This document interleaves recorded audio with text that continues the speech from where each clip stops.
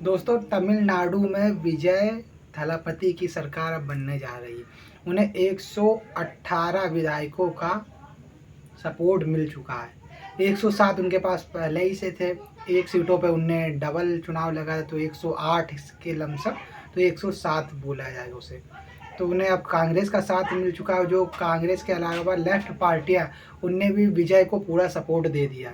तो विजय थलापति के पास पूरा बहुमत हो गया। अब वो उनकी सरकार तमिलनाडु में बन जाएगी, लेफ्ट को मिला के और कांग्रेस के सपोर्ट से।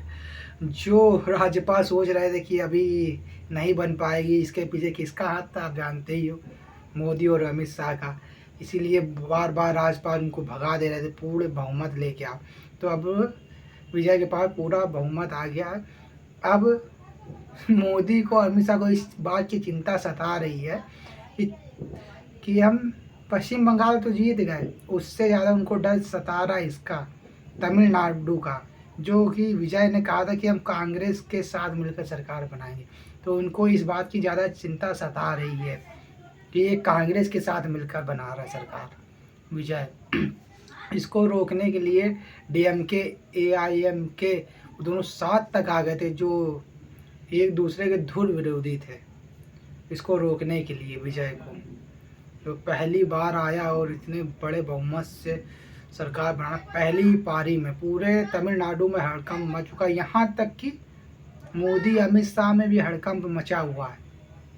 और सब जितने भी पार्टियां हैं ना देश में, उसमें सब में हड़कंप मचा हुआ है, चाहे वो कांग्रेसी क्यों ना हो, उसके में भी। क्योंकि पहली बार में चुनाव लड़ना और सरकार बना लेना।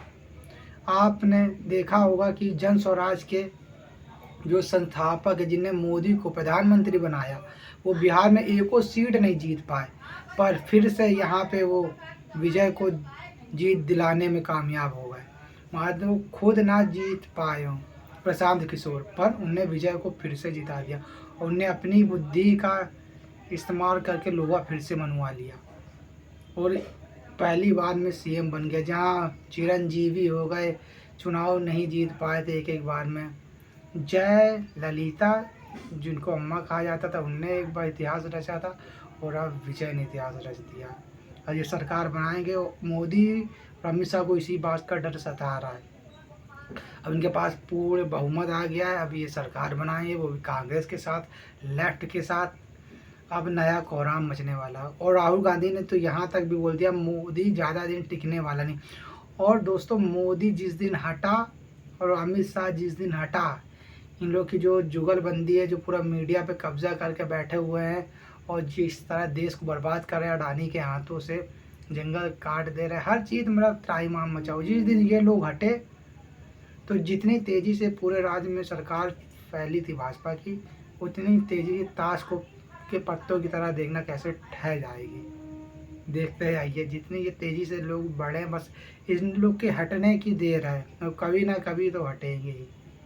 बस डर इस बात का कि देश को पूरा बर्बाद करके चले जा रहे हैं, अंदर से पूरा खोखला बना। एक बार अंग्रेज़ों ने इस देश को खोखला बनाया, दूसरा ये भाजपा वालों ने पूरा एकदम देश पे इतना कर्जा लाद दिया है, पोल्यूशन बढ़ा दिया है, और हर जगह महंगाई का तो पंपार है। डॉलर के मुकाबले भारत के रुपए की क्या स्थिति हो गई, ये भी आपको पता है।